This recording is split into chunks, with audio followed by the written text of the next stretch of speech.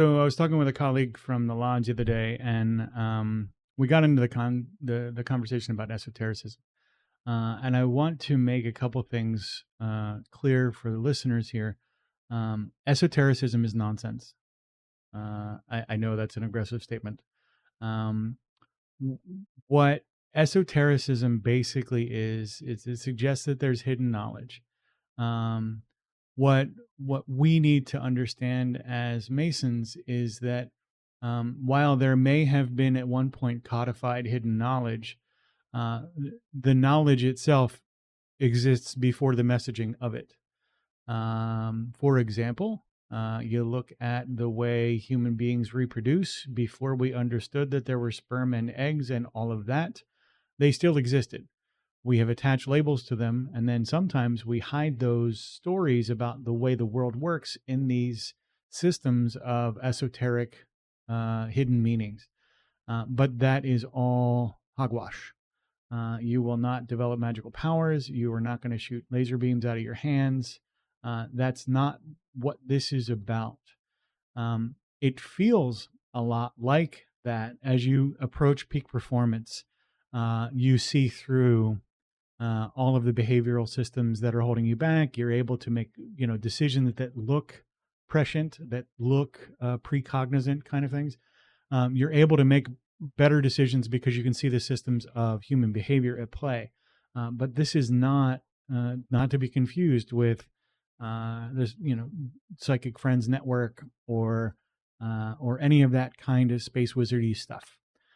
So as you're looking at some of the esoteric stuff, um, understand that they're talking about working with thoughts and emotions and behaviors, and they codified it because don't dismiss the fact that they did it because it was cool, but also they did it in a lot of ways because the things that they were communicating in some ways were heretical.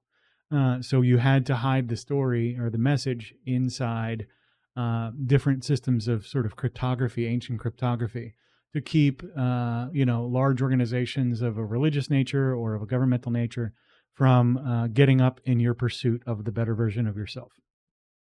So, with all that said, and the strong assertion that there is no esotericism, so understanding that all of that messaging is essentially self-help materials just codified in different ways, what do you look for then? So, like, why would you go study this the hard way? That's an awesome question. So, what I would tell you in the terms of the esoteric pursuits is this: you should work to develop yourself in conventional terms. If time management's your issue, go get the time management books. If you find that you are impulse control is your issue, go get books and go watch YouTubes on how to manage impulse control. And then as you pursue the esoteric sort of conversations, look for those echoes in the work you've done. What you might find is that they can deepen and enrich what you know, but they, again, will not be meaningful or near as sort of useful study tools as what we currently communicate.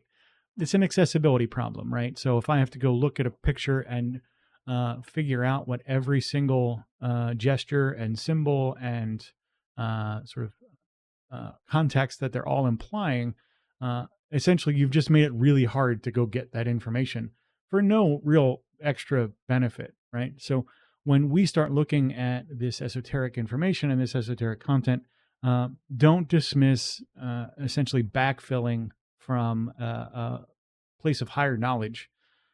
Go watch your favorite YouTubers. Go look for information that's been validated scientifically or validated by your own personal experience, and then evaluate that esoteric content for resonance.